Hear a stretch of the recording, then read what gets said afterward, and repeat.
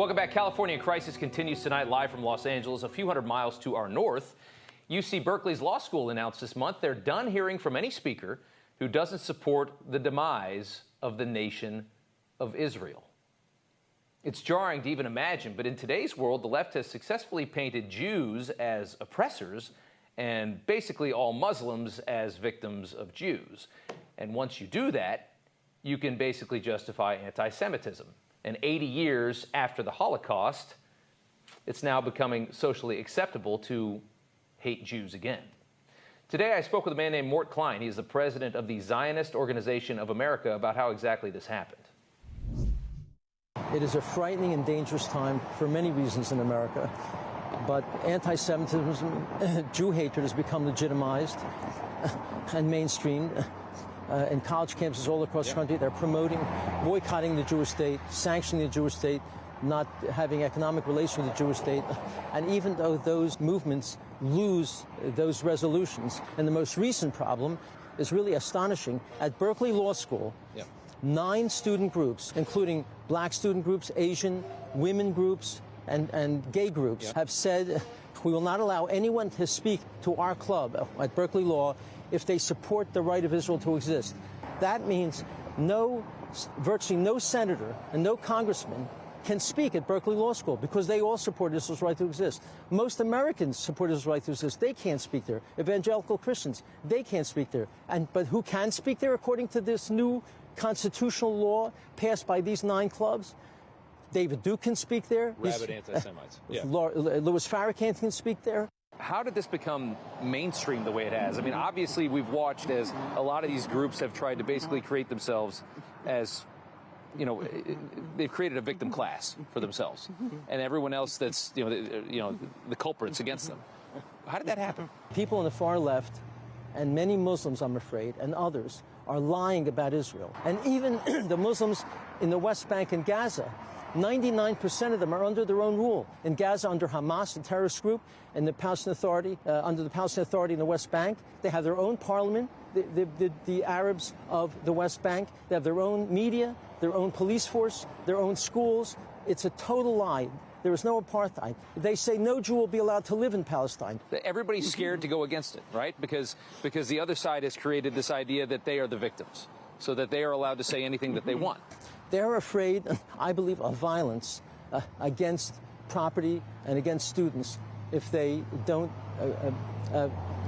act softly toward them. But they should be canceling the right of any of these clubs to exist and to be funded by the university, which they do. And they should be publicly condemning them for the premise. They still have freedom of speech.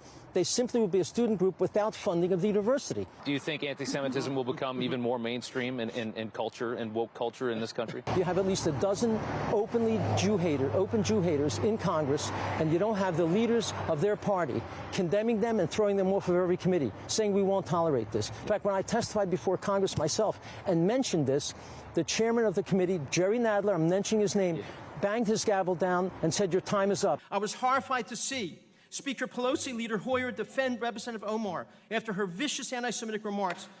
The gentleman's time has expired. He didn't let me speak. He's Jewish. And he's Jewish, and he stopped me from speaking against Ilhan Omar, Rashida Tlaib, and Cori Bush and the others, because I was criticizing the Democratic parties. The bright yellow states is the 23 Arab countries. That little tiny brighter yellow in the center is Israel. The Arab states are 800 times the size of Israel. It's a tiny, tiny country, and yet Israel's the one that's attacked. That's all of Israel, not just the West Bank and Gaza. And a big machine gun. A big Kalashnikov rifle, and the terrorist Yasser Arafat. This is the official emblem of the party ruling the Palestinian Authority. If you want to make peace with the Jewish state, is this the emblem that you choose? Every Arab who murders a Jew, they do a poster just like this, a poster of the Arab who's the Jew killer, and calling him a hero and a martyr, honoring him. And this poster is placed on universities and high schools all over the Arab areas of Judea and Samaria and Gaza, honoring them. Obviously, a lot of progress was made for Israel under the last administration. I'm sure you supported a lot of what Jared Kushner did, what Donald Trump was a part of. A lot of that, I think, is in the process of probably being undone. the Biden administration appointed Robert Malley to be the chief negotiator on Iran. Yep. Robert Malley is known to publicly support Iran getting nuclear weapons and to end all sanctions on Iran. This is, I would say, possibly the worst administration for foreign policy, especially in the Middle East, I've ever seen. Well, thanks to Mort Klein for that. And sadly, anti-Semitism isn't just happening on the left. It's been revealed that a recent interview with Kanye West over at Fox was heavily edited to remove anti-Semitic comments. The unaired footage was obtained by Vice. Here's a look at some of what was taken out of that interview.